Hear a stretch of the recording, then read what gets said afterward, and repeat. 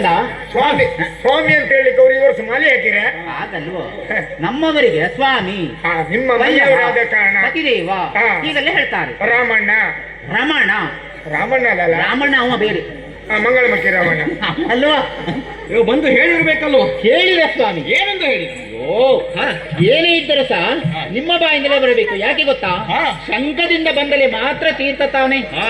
ಅವ ಏನೋ ಹೇಳಿದ, ನಾನು ಹೋಗಿ ಅವರಲ್ಲಿ ಹೇಳಿದೆ ನೀವೆಂತ ಚೊರಿ ಅಂಡಿ ಅಂತ ಹೇಳುದು ಅವರು.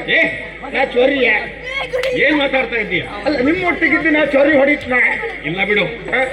ನೀವು ಎಷ್ಟು ಮಾತಾಡ್ತಿರೋ ಅಷ್ಟೇ ಅಲ್ವಾ, ಹಿತಮಿತವಾಗಿ. ಯಾಕೆ ಸ್ವಾಮಿ ಕರೆಸಿದ್ದೆ ನಮ್ಮನ್ನ?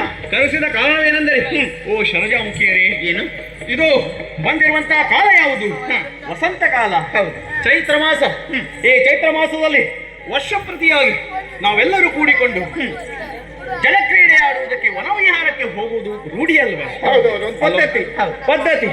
ಅದೇ ರೀತಿ ಇಂದು ಕೂಡ ಜಲಕ್ರೀಡೆಯನ್ನು ಆಡಬೇಕು, ವನವಿಹಾರವನ್ನು ಆಡಬೇಕು ನಿಮ್ಮೆಲ್ಲರನ್ನು ಕೂಡಿಕೊಂಡು ಎಂದು ಮನಸ್ಸಿಗೆ ಅನಿಸುತ್ತಾ ಇದೆ ಸ್ವಾಮಿ. ಅದಕ್ಕಾಗಿ ನಿಮ್ಮ ಅಭಿಪ್ರಾಯವನ್ನು ತಿಳಿಸ್ತೀರಾ? ವರ್ಷಕ್ಕೊಮ್ಮೆ ಈ ಸ್ಥಳವಕ್ಕೆ ನಾವು ಬರುವುದು ಕಾಯುತ್ತಾ ಇರುತ್ತೀರಂತ ನನಗೂ ಗೊತ್ತು. ಅಗತ್ಯವಾಗಿ ನೀವು ಬರಬೇಕಂತ ಇವ್ರು ಹೇಳಿದ ಕಾರಣ ನಾನೇ ನಿಮ್ಮನ್ನು ಕರೆಸಿದ್ದು ಇವತ್ತೇ. ಮತ್ತೆಂತ ಶಂಕರನ ಬಾಯಿಂದ ಬಂದ್ರೆ ತೀರ್ಥ ಅದಲ್ಲ, ಚಂದ್ರನ ಬಾಯಿಗೆ ಬಂದ್ರೆ ಅಂತದ ಅದಲ್ವೋ? ಹಾಗೆ ಹೇಳಿದ್ದಲ್ಲ, ಶಂಕದಿಂದ ಬಂದರೆ ಮಾತ್ರ ತೀರ್ಥ. ಈಗ ಅವ್ರು ಹೇಳಿದ ಮೇಲೆ ನೆಮ್ಮದಿ ಆಯ್ತಲ್ಲ? ನೆಮ್ಮದಿ ಆಯ್ತು. ಇದಕ್ಕೆ ನಿಮ್ಮ ಅಭಿಪ್ರಾಯ? ನಿಮ್ಮ ಅಭಿಪ್ರಾಯ ಬರುವೆ ವೈ ಭೂಪ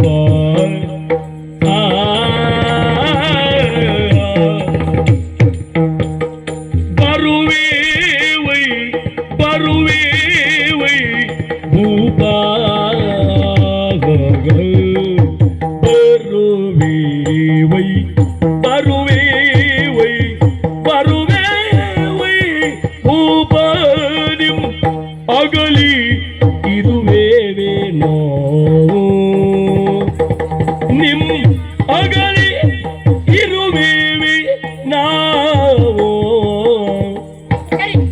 ಸರಿ ಸರಿ ಸರಿ ನೀವು ಹೇಳಿದ್ದೆ ಸರಿ, ನೀವು ಹೇಳಿದ್ದೆ ಸರಿ.